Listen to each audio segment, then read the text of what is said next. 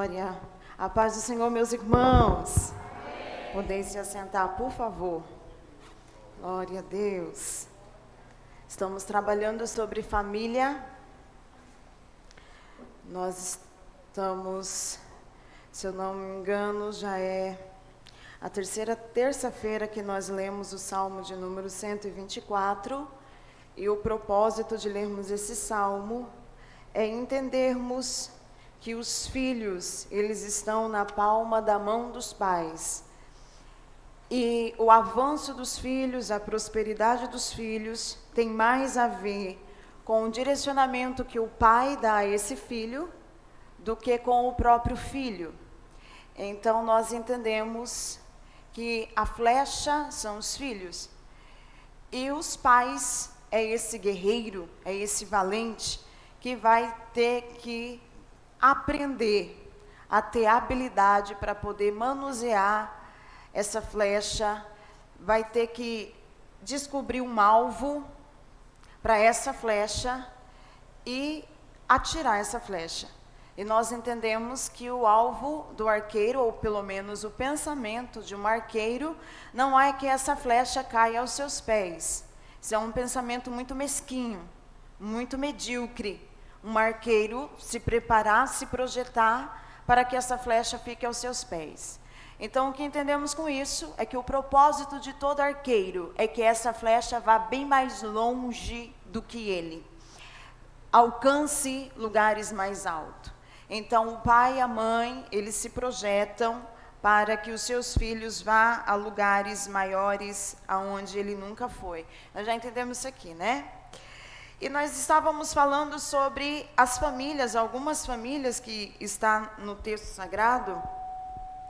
E essas famílias, a Bíblia não esconde a verdade dessas famílias. Famílias que também tiveram problemas. Por exemplo, se nós olharmos para a família que foi escolhida, para que por meio daquela família todas as outras fossem abençoadas, todas as outras famílias da terra fossem abençoadas. Que é a família de Abraão. Você analisar a família de Abraão, você vai ver que é uma família cheia de problema. Começando do próprio Abraão. Olha para a vida dele, olha para Abraão. Abraão foi alguém que cometeu alguns erros. Nós vemos que Abraão mentiu, e ele mente a mesma mentira por 2 vezes. Ele mente quando está no Egito e mente ao rei Abimeleque. Abimeleque, que talvez também seja um título dos amalequitas, não é isso? É? Agora estreitou para nós, né? Os filisteus. Ele mente também por 2 vezes. Alguém que quer fazer com que os homens do Antigo Testamento sejam tão santos que colocam eles em posições de anjos, às vezes, negam a mentira de Abraão, dizendo que ele não mentiu porque Sara, na verdade, era sua meia-irmã. Só que desde o momento que ele contrai matrimônio com ela, ela já não é mais irmã. Ela passa a ser, em primeiro lugar, esposa. Então, ela era esposa de Abraão. Então, houve uma falha de Abraão. Logo, você vai ver Isaac cometendo o mesmo erro do pai. Isaac também mente. Não, sem contar Sara. E Sara causa e traz um problemão para dentro da família. A família de Abraão começa a se transformar em uma discórdia, em uma briga, em uma disputa. Coisas que não estavam no plano de Deus e no projeto de Deus começa a acontecer dentro da casa de Abraão, da família de Abraão. Depois você vê Isaac também mentindo, cometendo o mesmo erro que o pai. A esposa de Isaac, a Rebeca, esposa de Isaac, quem disse bem alto ali atrás? Oh, glória! Isso mesmo, que benção. A Rebeca, ela também era um pouquinho, ela não tinha muito caráter, assim. Na verdade, quando falamos em caráter, todos temos caráter. Mas o caráter dela não era bem aprumado, não. Você vê o que ela faz? Ela incentiva Jacó a mentira, Ela prepara o guisado para enganar o esposo dela, Isaac. Olha o que ela está fazendo. Ela prefere Jacó em vez de Esaú. Entende? Tá certo que aqueles que querem santificar os personagens bíblicos vai dizer: ah, mas ela recebeu uma orientação de Deus de que o maior serviria o menor. Não foi isso? Tá, mas isso não dava a ela o direito de fazer toda a manipulação que ela fez. Entende? Ela foi lá, pegou o animal, colocou em Jacó, como se Jacó tivesse pelo. Jacó não tinha nenhum pelo, para que Jacó mentisse para o próprio pai. Olha as coisas que ela está fazendo. Depois você vai então para a família de Jacó. A família de Jacó é composta de 12 homens, fora Diná. Ele teve uma menina também. E, irmãos, é uma família toda perturbada. Se você olhar e começar a examinar a família de Jacó, você vai dizer: é daí que Deus prometeu que todas as famílias da terra iam ser abençoadas? Porque é uma família toda bagunçada, toda bagunçada.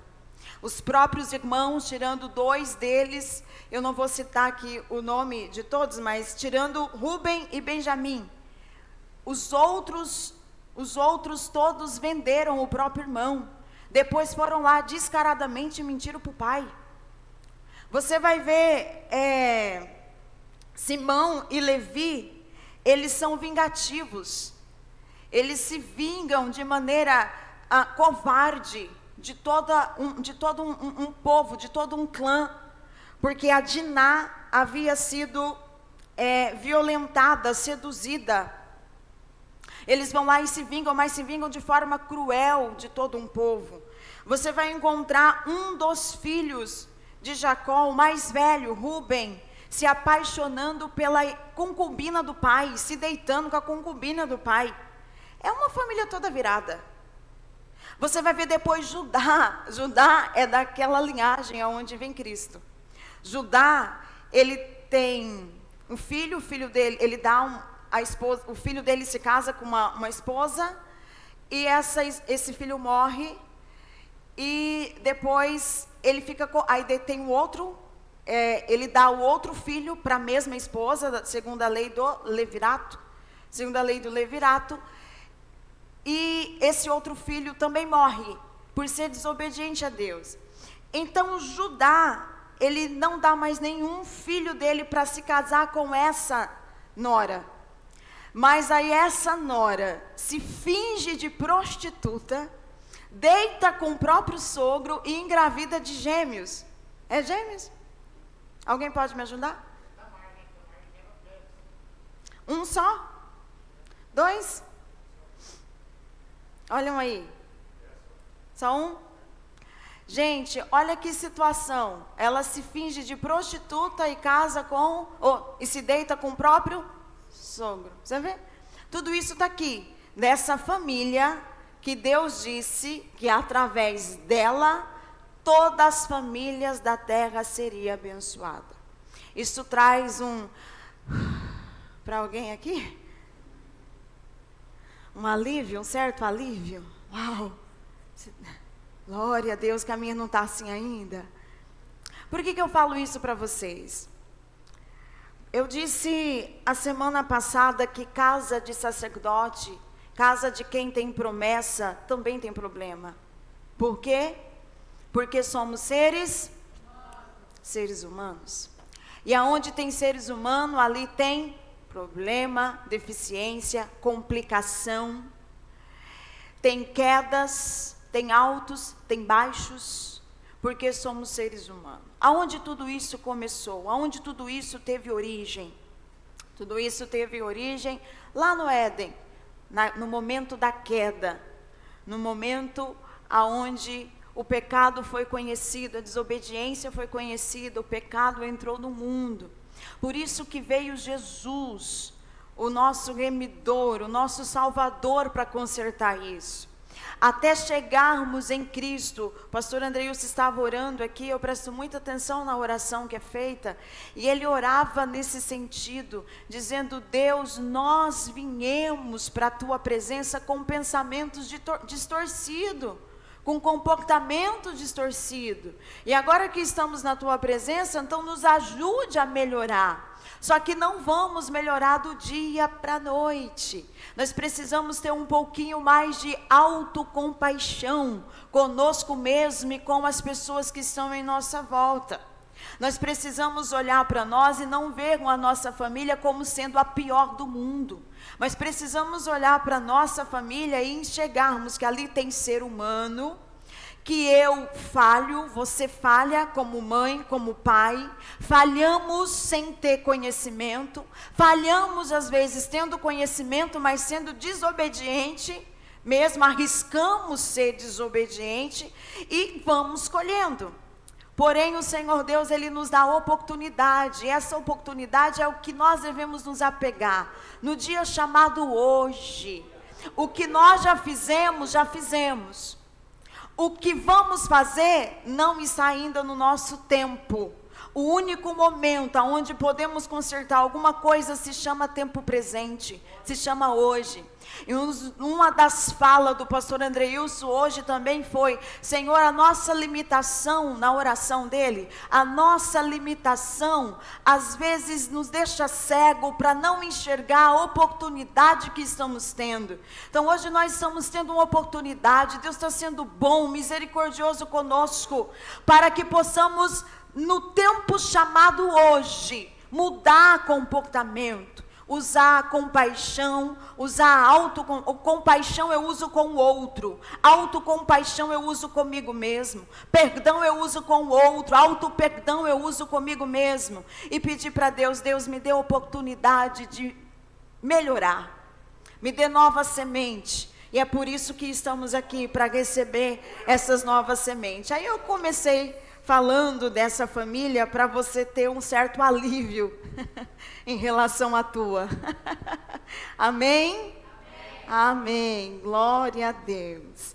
Aí o que nós entendemos? Que foi a misericórdia de Deus, né? Foi Deus trabalhando, foi Deus levantando, foi Deus dando segunda oportunidade, é a graça de Deus e a misericórdia de Deus. Eles não chegaram até a promessa porque eram super, não. Eles chegaram até a promessa porque o Deus que fez promessa se responsabilizou pela promessa. Porque deles mesmos, eles jamais chegariam até a promessa. Amém? Amém. Que possamos receber essa oportunidade. Meus irmãos, então nós entendemos que sonhamos com um tipo de família, idealizamos um tipo de família, mas nem sempre sai como nós queremos. Alguém aqui, não precisa responder para mim, mas responda para você mesmo. Alguém aqui já olhou para a sua família e falou: meu Deus, eu errei demais, eu não queria estar dessa forma, onde eu falhei? O que eu fiz de errado para estar onde estou? E daí vem esse sentimento de culpa de termos falhado, porque muitas vezes ela não sai da forma que nós sonhamos. E qual o problema disso? Onde que está o problema maior disso? Um dos maiores problemas está relatado no Evangelho de João, capítulo 16, verso 33, Evangelho de João, capítulo 16, verso 33, que eu acho que conhecemos de cor e salteado. No mundo passais por aflições, mas tende bom ânimo, eu venci o mundo. Essas foram as palavras de Jesus. Ele nos disse sobre isso, nos disse sobre aflições que passaríamos aqui. E essas aflições, ela vem de várias formas. Ela vem da própria natureza pecadora do homem, natureza humana pecadora. Eu já disse que isso se iniciou lá no Éden, no dia da desobediência, no dia da queda. Então, por que a minha família não saiu do jeito que eu sonhei? Porque Jesus nos disse que nesse mundo teríamos aflições. Da onde vêm essas aflições? Vem da própria natureza pecadora do homem, vem da influência mundana. O mundo nos influencia. Vocês lembram que eu falei terça-feira passada a respeito da semente?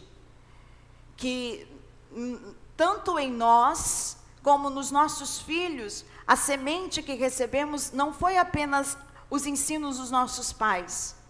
E a semente que nós lançamos sobre os nossos filhos não é apenas a nossa semente que fica neles, porque o mundo também lança semente. Em todo tempo o mundo está semeando. Nós chamamos, conforme a passagem de Jesus, nós chamamos a semente do joio. Jesus conta a parábola do campo, vocês se lembram? Lembram? De repente, os trabalhadores se levantam e se dão conta que ali tem joio, no meio do trigo. E aí? Quem veio aqui e plantou essa semente? Aí a resposta é que no momento que eles estavam dormindo, veio o maligno e semeou a semente do joio. Só que vem que o nosso problema está no dormir. Nós dormimos e aí o joio lança a semente. Eu vou falar de novo. Nós dormimos e o maligno vem e lança a semente. Aí tem alguém que se culpa e fala: meu Deus, por que eu dormi? Mas vem aqui, nós em algum momento vamos dormir. Por exemplo, você começa a educar o seu filho pequenininho com você ali. De repente, o seu filho precisa ir à escola. Você consegue estar vigiando ele ali todo momento? Esse é o momento que nós dormimos. Quando o texto sagrado diz, você precisa entender isso, quando o texto sagrado diz, dormimos, e o maligno vem e lança a semente. Nós precisamos entender que o texto diz que há possibilidade de dormir. E em algum momento nessa parábola você consegue ver Jesus dentro dela reprovando porque eles dormiram? Não. Só tem uma coisa a ser feita. E o que é feito dentro dessa parábola, é claro que eu uso ela para aplicar dentro de um outro contexto, tá bom? Se você fizer uma exegese dela, ela existe uma interpretação literal. E eu não estou usando a interpretação literal, estou aplicando para nós enquanto família. Vocês conseguem entender, né? Se você olhar, você vai ver que Jesus olha e Jesus dizendo aos trabalhadores, né, contando a parábola aos discípulos, e aí o servo vai dizer assim, o servo do campo, o dono do campo vai dizer: deixa que cresça. Ele não manda arrancar, ele não manda fazer nada, deixa que cresça, mas um dia vai ser arrancado. Então, fazendo isso, trazendo isso para nós como família, o que nós podemos fazer em questão disso? É tentar se manter o mais alerta possível. É tentar não dormir. Mas sabendo que em algum momento você não vai conseguir acompanhar 24 horas a trajetória do seu filho. E aí o que você faz com essa semente que o maligno lançou? Você precisa da ajuda de Jesus, da ajuda de Deus, da ajuda do Senhor. De joelho dobrado, orando e falando: Senhor, entra onde eu não posso entrar. Em alguns momentos da minha vida eu oro o Salmo de número 127, que foi lido aqui nessa noite. E eu tomo alguns posicionamentos na minha vida. Eu digo para Jesus assim: Jesus, eu puxei a flecha, agora o resto não é comigo. Eu posso puxar a flecha, eu posso colocar limite. Às vezes eles não gostam dos nossos limites, eles se opõem, eles ficam bravos, eles querem resposta, eles nos colocam em posição de chatos, de que está todo mundo fazendo, de que todo mundo pode, de por que isso, e vem um monte de pergunta. Então, em alguns momentos eu vou até Jesus e falo: Jesus, a minha parte eu estou fazendo, eu estou puxando a flecha, eu estou colocando limite, eu estou esticando. Agora, Senhor, faça a tua parte, faça a tua. E qual é a parte dele? Vigiar. Se o Senhor não vigiar a casa, se o Senhor não edificar a casa, em vão vigia a sentinela. Senhor, faça a tua parte.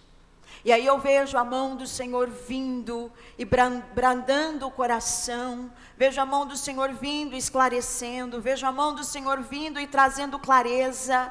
Aí eu vejo do nada Ele se levantando e fazendo propósitos de oração, propósitos de clamor, e eu falo: Jesus, obrigado. Então existem coisas que não vamos conseguir fazer, mas eu estou falando para um público cristão, e a gente conta com a edificação de Deus. A gente conta com Deus nos ajudando, com Deus nos auxiliando. Então, se veio o joio e semeou a semente dele, Senhor, eu dormi. O que eu posso fazer agora? Existe algo que eu posso fazer? Posso aconselhar, eles já conheceram a semente do joio. A gente pode orar, aconselhar, para que esse coração, essa terra não venha ser fértil para aquela semente, para que eles possam abortar aquela semente, mas isso por meio de um conselho, de oração. Vocês me entendem? Mas se culpar em relação de que nunca vou dormir, não dá, entende? Não dá, porque em algum momento você vai dormir. Nós não somos Deus. Quem é que guarda? Por isso que se o Senhor não guardar, nós não somos Deus. Nós não vamos conseguir. Nós vamos ter um trabalho muito árduo, que é o trabalho de querer manipular, não é? Manipular, dominar tudo. E a gente não vai conseguir, porque nós não somos Deus, não somos onipresente, nem onisciente, nem onipotente. Onipotente, onipresente, onisciente é Deus. E esse trabalho é dele. Amém? Então, por que a minha família não saiu do jeito que eu quis, do jeito que eu sonhei, do jeito que eu esperei? Diversos fatores. Um deles: no mundo tereis aflição. A natureza humana, a influência mundana, atos de terceiros. Aí nós temos exemplos: patrões, vizinhos, políticos, colegas.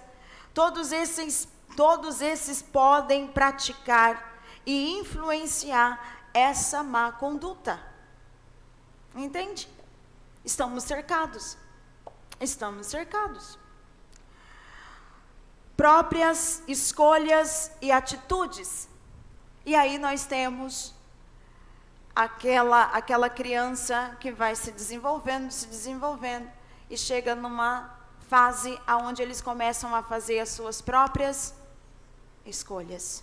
As suas próprias escolhas, ter as suas próprias atitudes. E aí, a gente tem que acreditar que aquela semente que nós semeamos enquanto eles eram pequenos vai germinar. Aí nós temos aquele problema: e aquela semente que eu deixei de lançar? E aquela semente que eu não lancei?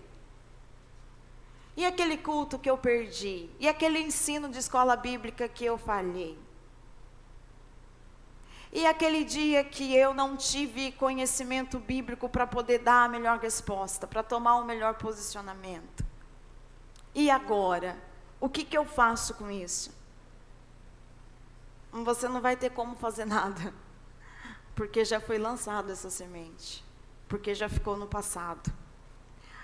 O único lugar que a gente pode fazer alguma coisa é no tempo chamado hoje. Aquilo que já foi, já foi. Você só pode agir no agora, no presente. Aí volto a dizer, falando a um público cristão, pedindo para Deus direcionamento do que eu posso fazer a partir de agora. E aí você vai contar com a presença do Espírito Santo, te conduzindo, te guiando, te levando, te mostrando e te ajudando. Deixa eu ler um texto aqui para os irmãos e já prossigo. Em síntese, ainda precisamos entender que nós, cristãos, atribuímos tudo o que acontece conosco à mão de Deus. É verdade ou não? Temos esse hábito de dizer que tudo é vontade de Deus? Isso está acontecendo na minha família, é vontade de Deus. Ah, no tempo de Deus, ou é a vontade de Deus, ou é no tempo de Deus, não é? Vontade de Deus e tempo de Deus, e hora de Deus, na hora de Deus. Mas qual é o tempo de Deus? Agora. O tempo de Deus é já, o tempo de Deus é hoje. Mas nem tudo foi vontade de Deus. Nem tudo foi os planos de Deus, os propósitos de Deus. Existem coisas que nós colocamos na nossa mão. Existem situações que nós chamamos que já falei das nossas escolhas, e alguns chamam isso de permissão de Deus, e não vontade de Deus. Porque existe diferença de permissão e de vontade. Quem conhece a diferença de permissão e vontade de Deus? Perfeita e agradável. É isso mesmo, perfeita e agradável. E a permissão?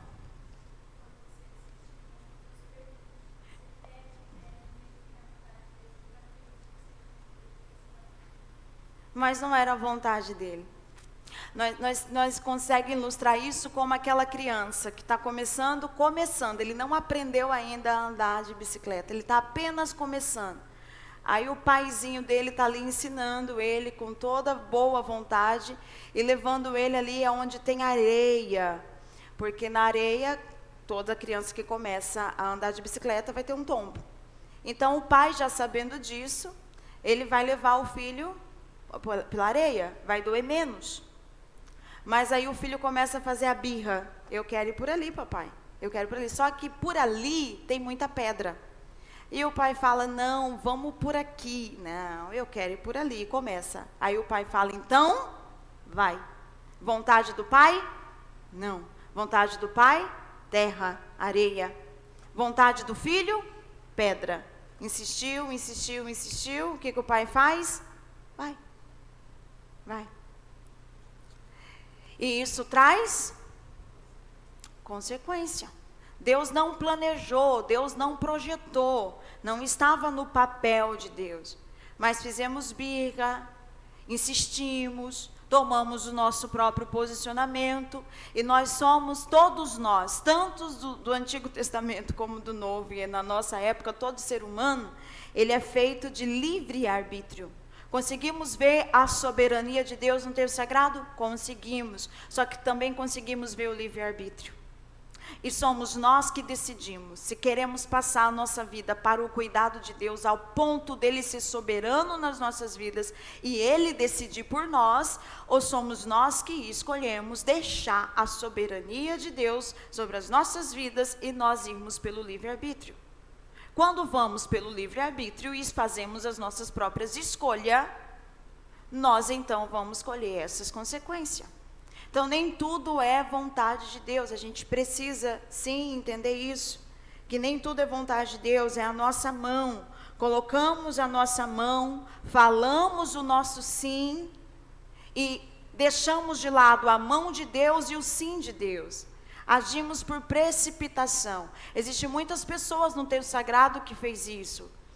Se você ler Livro dos Reis e você começar a examinar a história de cada rei de Israel, de Judá, que estava ali em Jerusalém, você vai ver muito claro isso, que Deus tinha planos específicos e eles se desviavam e iam pelos seus próprios caminhos, e aí eles tinham consequência severa. Por exemplo, alguém que eu sempre cito, Saul. Por que Saul? Porque o primeiro rei de Israel, ele foi escolhido por Deus. Vocês lembram como ele foi escolhido por Deus? O próprio Deus o escolhe. O próprio Deus fala ao profeta Samuel, ele sai procurando jumenta, aí ele chega até o profeta Samuel, e o profeta Samuel conta os detalhes, você vai ver os detalhes da vida dele, do que iria acontecer com ele, e que ele era o escolhido de Deus para ser o primeiro rei de Israel. Certo? De repente ele toma posicionamentos que faz com que Deus o rejeite, com que Deus o abandone. Ele começa a tomar atitudes, ele começa a fazer suas próprias escolhas. Da mesma forma, Salomão, olhe para Salomão. Deus falando por meio de Davi. a respeito de Salomão, o início da chamada de Salomão. O próprio Deus fala com ele, Deus dá a ele sabedoria para entrar e para sair. Deus faz promessas lindas para Salomão. A glória de Deus vem sobre o templo, depois vem fogo do altar de Deus, isso é incrível. Ele ora e desce fogo do altar de Deus, diante dos olhos de toda a congregação. Acontece algo extraordinário por meio de Salomão. Só que Salomão começa a fazer escolhas. E as escolhas que ele faz com que ele vai se distanciando de Deus. Ele vai quebrando pactos, promessas com Deus. Uma das primeiras coisas que ele faz é contrair matrimônio com mulheres de outras nações, mulheres pagãs. Quando Deus havia dado uma ordem, mandamento para Moisés, que nenhum rei de Israel, se Deus já sabia que ia ter rei, né? Então ali já em Moisés já tem a lei dizendo que não era para os reis contrair matrimônio com mulheres de outras nações. E Salomão quebra esse princípio, começa a quebrar, e ele não contrai apenas com uma, ele contrai com várias, faz acordo político e contrai com várias mulheres, e essas mulheres começam a trazer seus deuses para o território de Israel, e é onde o povo começa a entrar pela apostasia, junto com Salomão, e a se inclinar a outros deuses. Olha que horror, tudo isso na vida de um homem, de que Deus tinha promessa, que Deus falou com ele, que Deus o projetou. Então a gente precisa tomar muito cuidado, sim, com as nossas escolhas, porque as nossas escolhas, elas determinam, sim, o nosso futuro. Dá para chorar o que já foi? Não, não dá. Mas dá para consertar no hoje e colher amanhã. Conserta no hoje e colhe amanhã. É isso que dá para fazer. Então nós temos essa desculpa de passar tudo para Deus, para a mão de Deus, quando na verdade muitas coisas é a nossa própria mão, resultado das nossas escolhas, das nossas precipitações. Quantas vezes dizemos, Deus não é bem assim, ou Deus não é desse jeito, e fazemos a nossa vontade, e o Espírito Santo de Deus, e o Espírito Santo não entende de tal coisa aqui na terra, ou, vou eu mesmo falar para vocês, eu me tropecei nas vírgulas aqui. Quantas vezes nós falamos para Deus, Deus não é dessa forma, não é desse jeito, ou falamos ao Espírito Santo, Deus não entende desses assuntos aqui da terra, esses assuntos são meus, não é? O nosso orgulho às vezes é tão grande, que a gente fala para Deus, não, Deus não está preocupado com isso não, Deus não quer saber disso, Deus não quer saber o que eu assisto, Deus não quer saber o que eu escuto, Deus não está preocupado nos lugares que eu vou, Deus não está preocupado com essas coisas, esses negócios são daqui da terra, esses negócios são meus. Será que Ele não está preocupado com tudo que diz respeito à nossa vida, à nossa família? E aí nós vamos para Deus, para o Espírito Santo, para as pessoas que estão ao nosso lado, e a gente fala, deixa que eu dou o meu jeito, deixa que eu sei como que eu vou entrar e sair. Mas isso vai dar errado, essa escolha não vai dar certo, não, eu sei o que eu estou fazendo. Se der errado, o problema é meu. Se der errado, eu me viro. Se der errado, eu conserto. A gente é tão prepotente, né? Nas nossas decisões, nas nossas escolhas, onde deveríamos ser humildes e falar para Deus, Deus, eu não sei o que fazer. Não é feio, não é vergonhoso dizer, eu não sei o que fazer. Nós temos um grande rei no texto sagrado que diz isso, onde ele vai até Deus, diante de uma ameaça de 3 povos diferentes, inimigos que viriam atacá-lo. Ele vai até o Senhor Deus e ele ora, Deus, eu não sei o que fazer. Foi o rei Josafá, não sei o que eu faço. Deus, e além de não saber o que eu faço, eu ainda estou com tanto medo. Não é feio ir até Deus, não é feio chamar o pastor da igreja, chamar o seu líder e falar: eu não sei o que eu faço, me ajuda em oração, e eu estou morrendo de medo, eu não tenho direção nenhuma, eu não sei nem para que lado vou. Foi essa oração que comoveu Deus. Falar para Deus: Deus, eu não sei o que fazer. Vem aqui comigo, gente.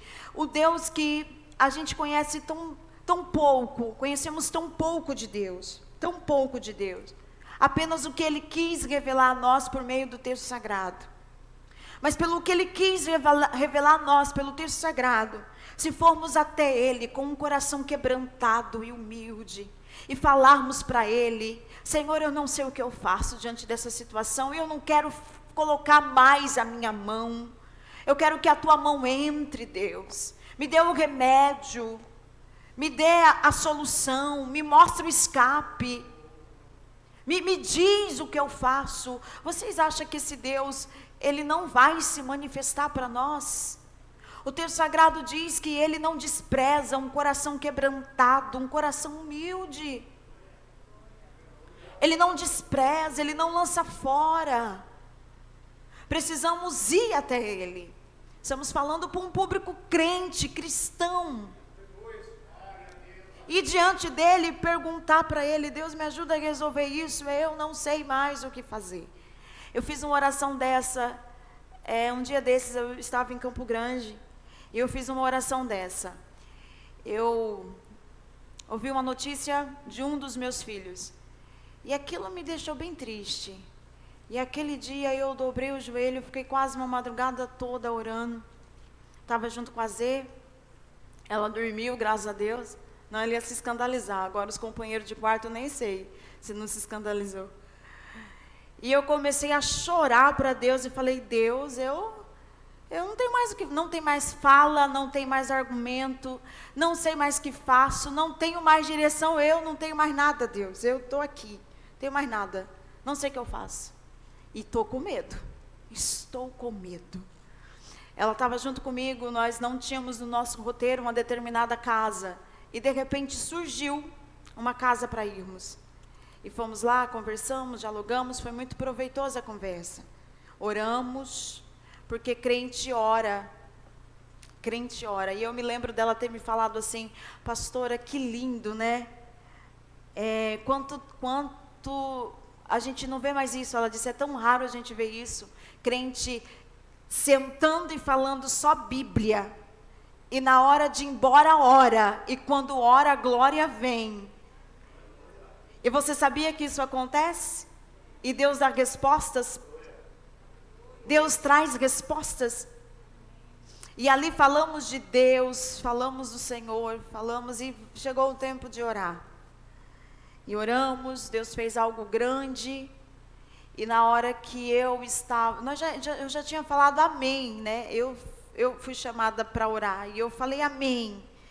Mas quando eu falei amém, o céu disse: agora eu falo. Agora eu falo.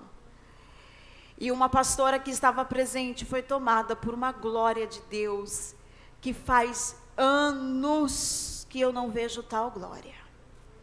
Faz anos que eu não vejo alguém tremer todo o corpo. Ela tremia as mãos, os olhos, a boca. Aleluia. E ela respondeu a minha oração do quarto, quando eu disse: eu não sei mais o que fazer. E o Eterno disse: minha mão vai entrar. Você não sabe o que faz, mas a minha mão vai entrar. Aleluia. E eu não sei como que a mão dele vai entrar, mas vai entrar. Porque ele me prometeu que vai entrar. E ela dizia para mim: eu vejo a mente, eu vejo o cérebro, eu vejo o problema, eu vejo a distorção, eu vejo tudo, mas eu também vejo a glória de Deus que desce, porque tem promessa, porque é meu, porque eu escolhi desde o ventre. E aí ela trouxe alívio para minha alma, quando Deus disse para mim, usando ela: não te culpe, não te culpe, porque a culpa não é tua. Aleluia. E eu falei: Jesus, é essa semente que o joio lança, que o diabo vem e lança. Mas eu falo isso para a glória do nome de Deus e para a esperança dos pais que aqui também estão, dos maridos, das esposas que estão aqui também. Não é errado você ir diante de Deus e falar: Deus, me ajuda, me socorre. Eu não sei o que fazer, põe a tua mão, porque a minha não está resolvendo nada. E nós ainda acreditamos nisso. Nós ainda acreditamos nisso. Na mão do Todo-Poderoso, que muda quadro, que muda sentença. Aleluia, porque Ele é fiel. Às vezes a gente traz só os argumentos para os irmãos, mas não podemos deixar de trazer o poder de Deus também. Não é só argumento, é poder de Deus. É presença de Deus. É estar de joelho, não desistir e falar: Deus, põe a tua mão. E claro, pedindo para Ele qual a minha parte, porque nós vamos ter que puxar a flecha. A nossa parte é puxar a flecha. A nossa parte é ter a habilidade para manusear e escolher um alvo. E falar: Deus, eu não abro mão desse alvo. E eu vou esticar essa flecha. Agora faça a tua parte, Senhor. E crê que Ele vai fazer a parte dele. Meio dia lá eu apelo para Jesus de todo lado. Eu falo: Jesus, se for necessário, manda demônio para perturbar. Manda demônio à noite, perturba, para aprender a orar, jejuar, sei lá. Faz alguma coisa, Jesus. Mas Jesus é bom com eles, não manda não. Jesus é bom com eles, não manda não. Ai, gente, mas Jesus é bom. Estou brincando com vocês, tá? Só para vocês rirem um pouco. Irmãos, então, da onde vem as aflições? Da onde vem tudo o que nós não projetamos? Projetamos de um jeito, de repente você vê de outro. Tá? Da onde vem isso? No mundo tereis aflições, má influência, natureza humana, as próprias atitudes, as próprias escolhas. Nem tudo é Deus e vontade de Deus, mas uma permissão de Deus pelo querer humano, pela insistência humana, pela vontade humana. Vocês entenderam tudo isso? Amém. Certo. Deixa eu continuar aqui. A vida cotidiana nos leva a perceber o quanto estamos doentes da alma. Cada membro da família individualmente, uns em menor, outros em maior proporção. Um dos maiores sintomas está evidente na falta de paciência, estresse, pela agressividade, pelo tom de voz, pela irritabilidade, pela falta de domínio próprio. Você já percebeu como as pessoas dentro da família estão com um pavio curto? Como diz o ditado popular: explodem com a maior facilidade, perde o controle, agem impulsivamente. Parece que tem dias que apenas uma gota d'água é o suficiente para nos tirar do sério.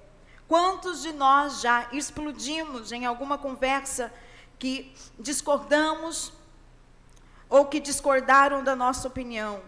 Quando os filhos nos desobedeceram, quantos conflitos tivemos com cônjuges, conflitos sem ser resolvidos por causa de explosão?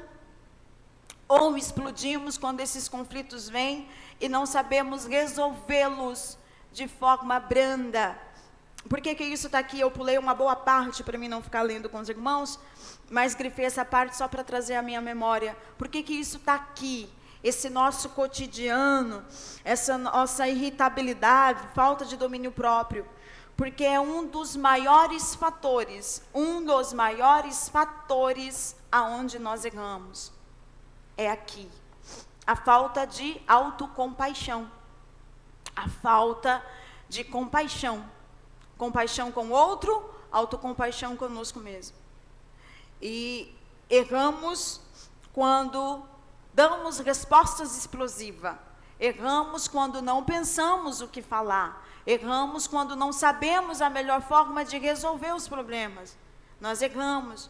E aqui, nessa explosão, ou alguém aqui consegue explodir de forma agradável. Você explode e fala: Senhor, meu marido, quero te informar que isso não está de acordo com os meus pensamentos. Alguém consegue fazer isso? Ou explode com o filho e fala: meu bebezinho, vem aqui que eu preciso te esclarecer algumas coisas. Não.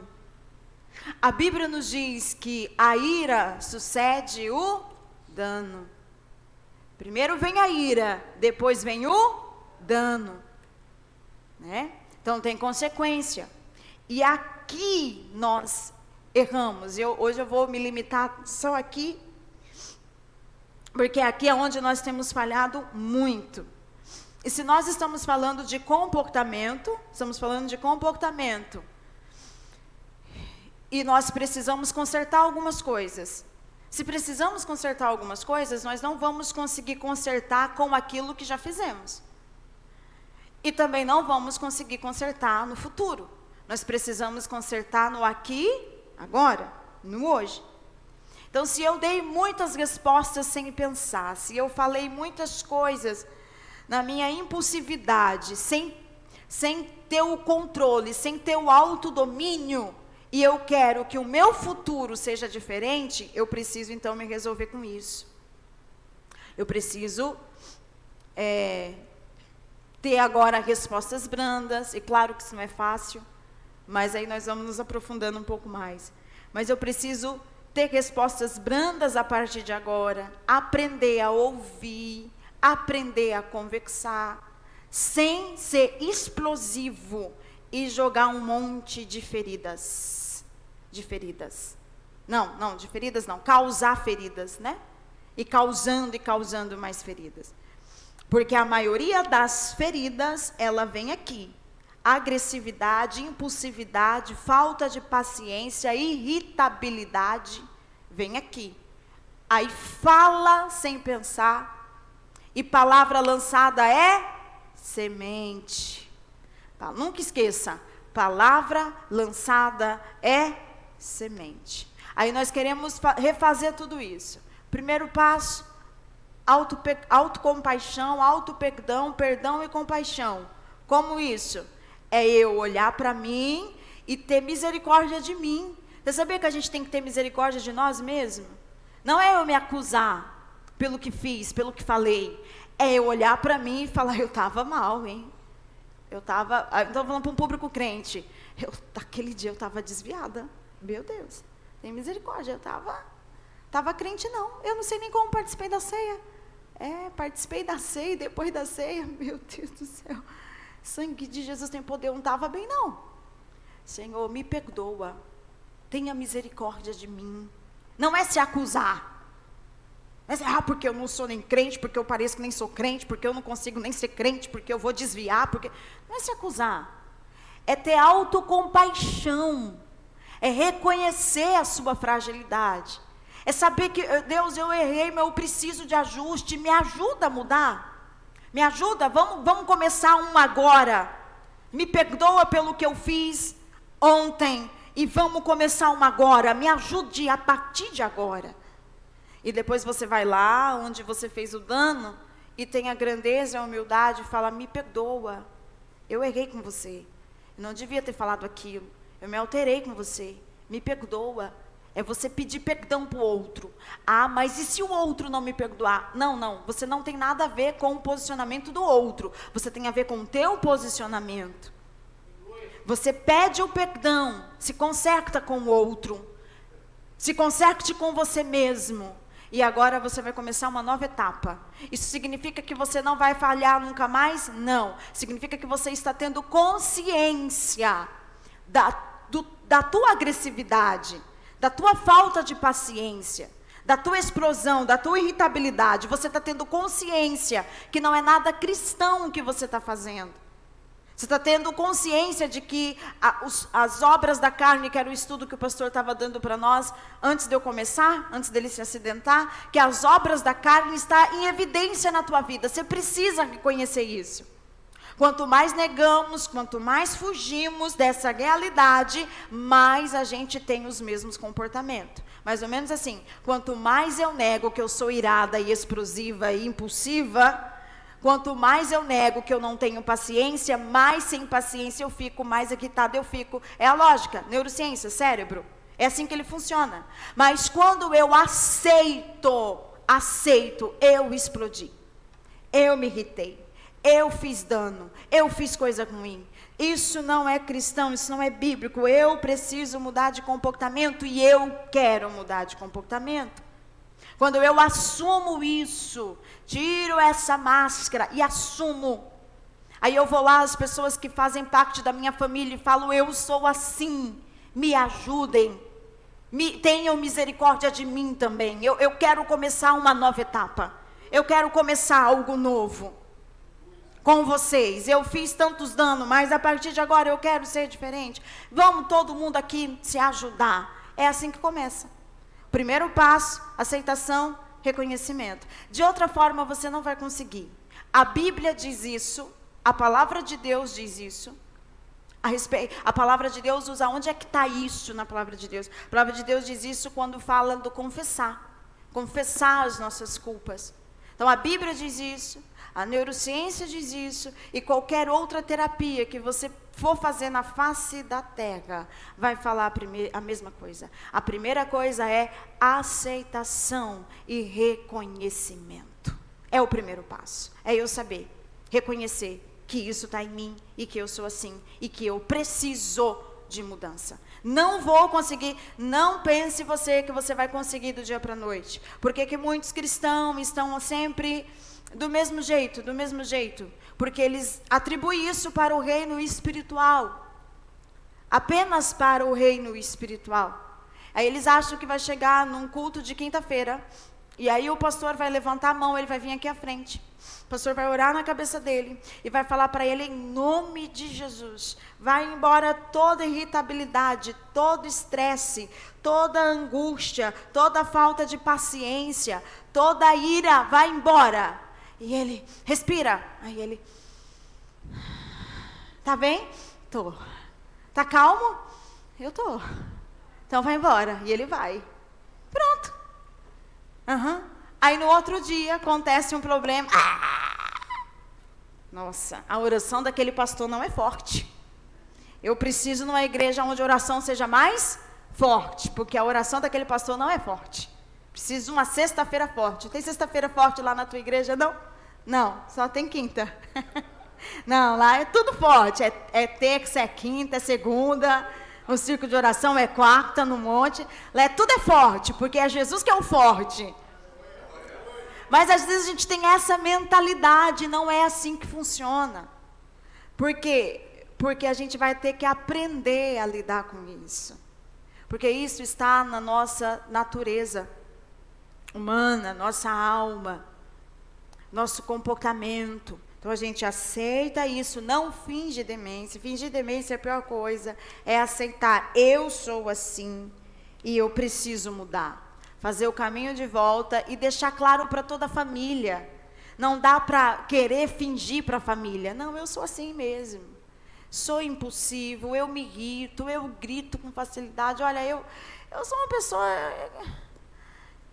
Eu sou assim, mas eu quero a ajuda de vocês, eu quero que vocês me perdoem e quero a ajuda de vocês, porque a partir de agora eu quero melhora. Você pode me ajudar? Pode me ajudar? O meu esposo fala para mim assim, de uns dias para cá, ele fala para mim assim, olha o filtro. Esses dias ele falou para mim, olha o filtro, eu falei, só no Instagram, rapaz. No Instagram. Só lá, aqui não. Ai, Jesus. Mas vamos para frente então. Entenderam isso aí? Vocês conseguem concordar com isso para a tua vida, para o teu eu, para as pessoas que convivem com você, que um dos maiores problemas que temos nos dias atuais e que causa essa enfermidade na alma dos membros da nossa família tem sido isso: agressividade, falta de paciência, irritabilidade, falta de domínio próprio, o não sentar, o não dialogar da maneira certa. Vocês conseguem ver isso também? Conseguem ver o quanto que a sociedade está agressiva, sem paciência, estressada? E isso é aquele pavio curto, né? Explodem com muita facilidade, perdem o controle, agem impulsivamente. E que às vezes tem dia que uma gota d'água ponha tudo a perder. Conseguem ver isso? Conseguem ver isso? É o suficiente para nos tirar do sério uma gota d'água. Quantos de nós já explodimos em alguma conversa que discordamos? Já falamos sobre isso, né? Discordamos, não concordamos, ou discordamos, ou discordam de nós, e nós discordamos do outro, e aí já é uma guerra, é uma confusão. Né? E depois de explodir, de falar um monte de coisa, aí vem o remorso. Né? Alguns ainda têm o sentimento de remorso, graças a Deus. Tem uns que nem tem mais, né? Meu Deus. Isso acontece sobre pressão e estresse. Qual é o motivo disso, dessa explosão? O que vem, né? Porque depois vem a vergonha, vem a culpa, vem o remorso. E da onde que vem isso? Essa explosão? Ela vem porque estamos sob pressão e sobre estresse do dia a dia. Pressão e estresse do dia a dia. E às vezes a gente acaba dando mal resposta, né? Porque estamos assim. Agimos no de repente, com raiva, com ira, com agressividade, falta de controle. Essa explosão, esse estresse, essa raiva, essa ira, essa falta de controle, chama-se de surto psicótico. Quem já teve um? E tem coragem de dizer, eu já tive. Um surto psicótico, que às vezes leva você até parecer ser bipolar. De repente, aquela crise, aquele surto, aquela ira, aquela falta de controle, chama de surto psicótico. Ai, que humilde. Teve um, eu tive vários. Teve ali uma, eu tive um. Ai, meu Deus, eu tive vários. Deixa eu ver esse mês, quantos que eu já tive. Surto psicótico, que te vem aquela... E da onde vem isso? O que é isso? Da onde vem? Meu Deus, eu não sou crente. Meu Deus, eu não sou santa. Meu Deus, o que é isso? Estresse, isso aqui, ó. É isso aqui, ó. Vamos sair um pouco do espiritual. Vamos vir para cá, para a alma, porque nós somos espírito, alma e corpo. Espírito, alma e corpo. Vamos vir então para a alma. Isso está aqui na nossa alma, nossa mente, é sobrepeso, é sobrecarga, é estresse, é o dia a dia, é a correria. Você fica aquele negócio, uma porva. É polva? Pólvora. Você fica uma pólvora. Aí, de repente, um fósforo lá longe, incendeia. Meu Deus do céu. E quando vem aquele abençoado da família e fala, você não é crente não? Você vai fazer o que na igreja? Isso, vamos gente, vamos, vem comigo, vocês sabem do que eu estou falando.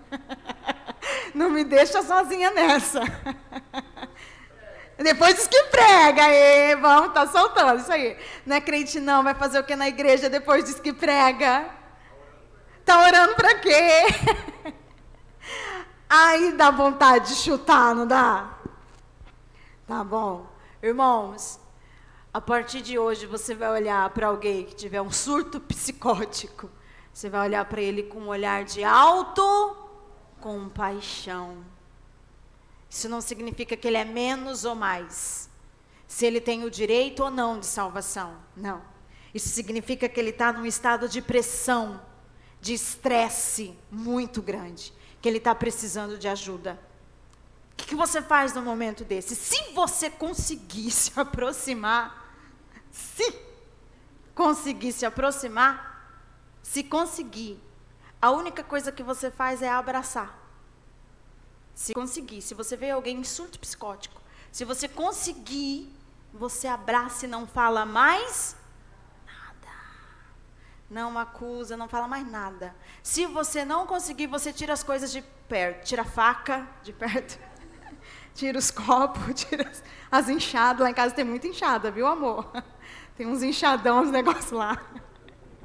Corre com aquilo. Esconde aquilo. Tira o que é de perigo e volta, entendeu? Depois você não precisa acusar nem nada, só um abraço. Quando você vê que dá para falar, a única coisa que você fala é: eu entendo. Só isso, eu te entendo. Mesmo sem entender, mas só fala, só para ele acreditar. Você não está entendendo nada, você não está entendendo nada. Você está achando aquilo ridículo, horrível, falta de controle. Você está falando: meu Deus, para que tudo isso? Mas você fala para ele acreditar: eu te entendo. Só isso. Acalmou, entendeu? E essa pessoa, ela precisa do quê? De ajuda.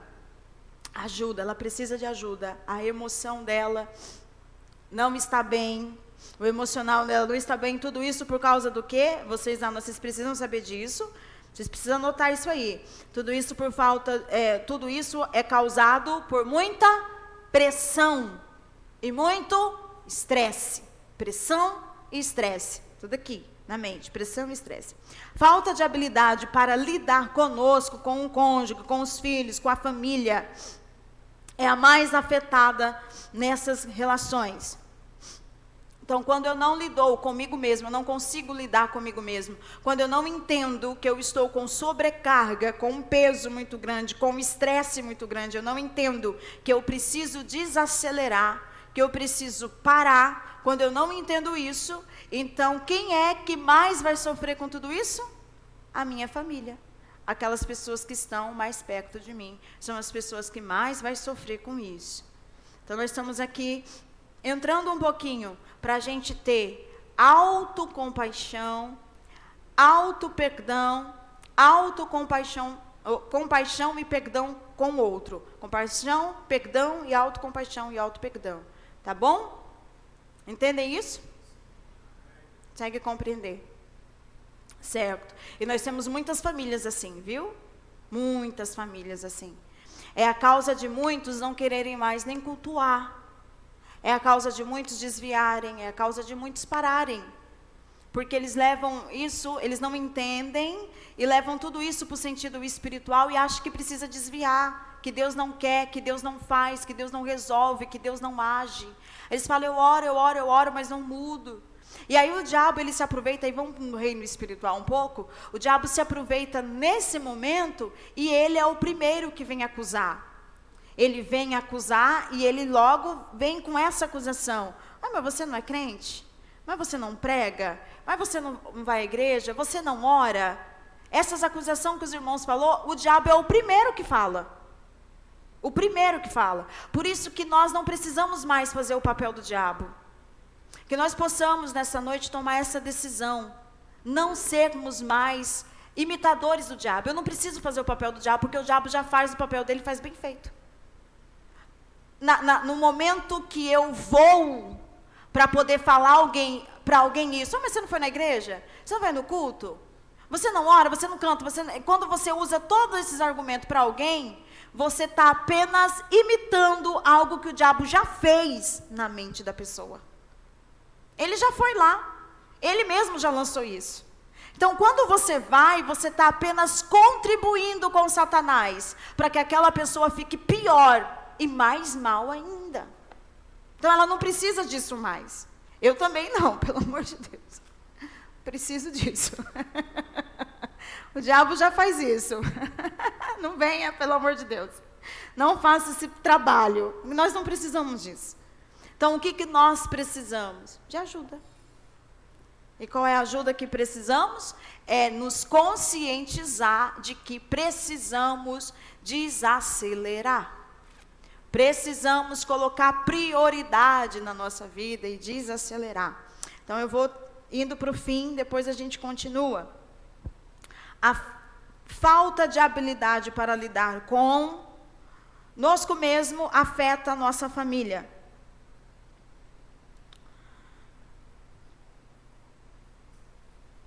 Muitos cristãos já tiveram ou têm surtos psicóticos, resultado de uma crise emocional, financeira, crise espiritual, crise física. Estão atravessando por algum problema grave, com pessoas, consigo mesmo, estão com as suas mentes desorganizadas, falam coisa com coisa.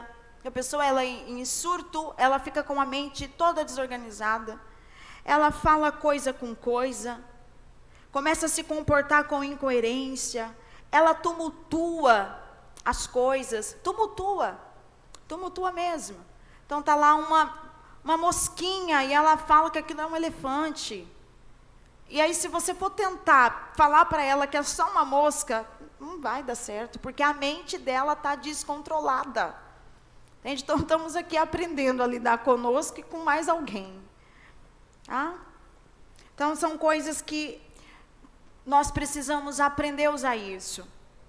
A compaixão e o perdão o tempo todo. Compaixão e perdão o tempo todo.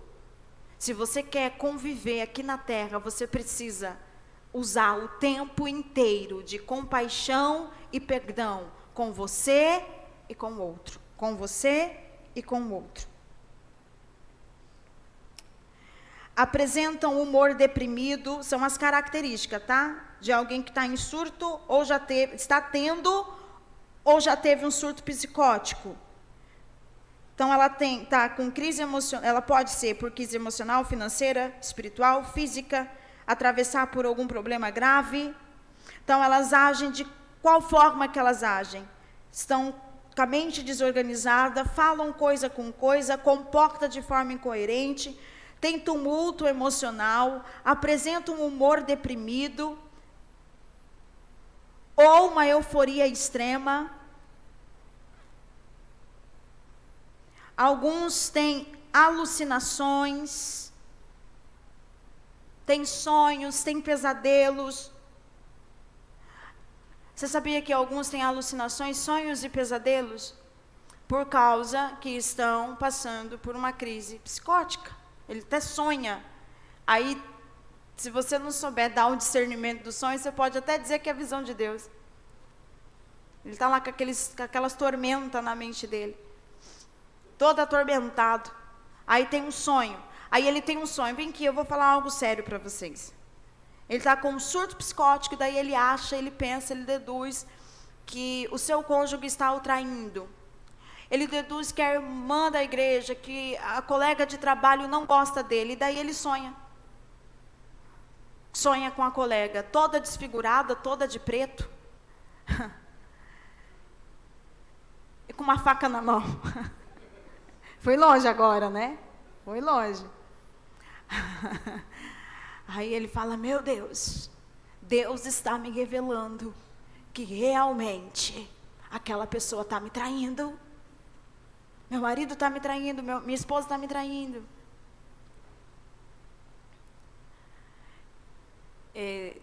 Isso acontece. Né? A nenenzinha passou mal ali, mas acontece. Vamos terminando aqui. A mãezinha dela já foi ali socorrê-la. E isso acontece. Então, a gente precisa ter esse discernimento desse sonho. De onde veio esse sonho, esse pesadelo, esse pensamento? De onde veio isso? Ela pode estar tendo um surto. Ela está pensando coisas, ou ele pensando coisas que não é verdade, é apenas da sua mente. São reações que acontecem sobre grande estresse. Acontece mais do que se pensa. Às vezes a gente acha que acontece pouco, mas acontece muito. Diante disso, nós temos muitos problemas que começam também a vir para o nosso corpo. Nós chamamos isso de doenças, né? A psicomatização. O que é essa psicomatização? é a doença que é causada no nosso emocional e começa a refletir no nosso corpo. Aí vem várias doenças, vem vários problemas de saúde, mas você pode ir no médico, pode tomar remédio, pode fazer muita coisa, mas não vai resolver enquanto não for resolvido esse lado emocional. E você pode orar também, orar muito. E a oração, ela é muito boa. A oração é terapêutica, o culto é terapêutico. Mas tudo começa a se resolver na nossa vida e abrir um cadeado que está fechado, e começa a se resolver na nossa vida quando a gente olha e aceita. Tudo começa aqui, viu? Aceitação. Não estou legal. Estou delirando. Estou falando coisa com coisa. Estou bem, não. Tudo começa aqui. Aceitação. Estou legal, não. Pelo amor de Deus. Meu pastor, meu marido, minha mãe, minha amiga. Não está bom, não. Entendeu? Tudo começa com isso, com essa aceitação. E aí você vai para outras etapas. Falando com Deus, auto se conhecendo. Hoje é muito fácil de auto se conhecer. A gente tem tantos material para auto se conhecer. Você vai auto se conhecendo. E você vai lendo a Bíblia. Porque ela é alimento para a nossa alma. E uma das coisas que resolve, eu sempre falo isso aqui para vocês, que é o que o salmista Davi faz, gestão emocional. Olha que lindo, o salmista Davi já sabia fazer gestão emocional. Lembram como que é? Quando ele olha para ele mesmo e ele conversa com ele mesmo. Você precisa ter esse hábito. Quem aqui conversa consigo mesmo? Você precisa aprender a conversar com você mesmo. Você precisa. Você precisa. Aquela conversa assim. Por que eu estou assim? Por que eu estou pensando isso? O que está acontecendo comigo? Por que eu tive esse surto? Por que eu gritei? Por que eu falei isso? Por que eu estou sentindo isso? Se eu estou sentindo raiva, eu estou sentindo ira. Eu estou sentindo nervoso, estou sentindo vontade de sumir, quem nunca? Estou sentindo vontade de desaparecer. Por quê? Por que eu estou pensando isso? Por que eu estou sentindo isso? Você tem que ter esse hábito de conversar com você mesmo. Aí a semana que vem a gente fala um pouquinho mais sobre esse estresse, esse sobrecarga, né? Uma das dicas para poder resolver isso. Mas por hoje é só. Eu espero que Jesus alcance o coração de vocês. Espero que Jesus alcance a família de vocês. Eu espero que nós possamos nos conscientizar das nossas falhas como seres humanos e não nos acusar por isso, mas ter misericórdia de nós mesmos, conversar conosco mesmo e pedir orientação para Deus, aceitação, falar: Deus, eu quero ser diferente. E que o texto sagrado possa confortar o teu coração de que os personagens bíblicos não eram pessoas perfeitas. De que quando Deus chama tantos apóstolos, quando Jesus escolhe todos aqueles apóstolos, você pode ter certeza na tua mente que eles não eram perfeitos. Não eram. Eles eram, você consegue ver, eles eram todos falhos, cheios de problema. E quando você olha para a primeira família que o Senhor Deus escolhe para que através daquela família todas as outras também fossem abençoadas, também era uma família cheia de problema. Que isso traga paz para o teu coração, para a tua alma, e que isso nos motive a continuar lutando e batalhando pela nossa família e pela nossa casa. Que Deus os abençoe.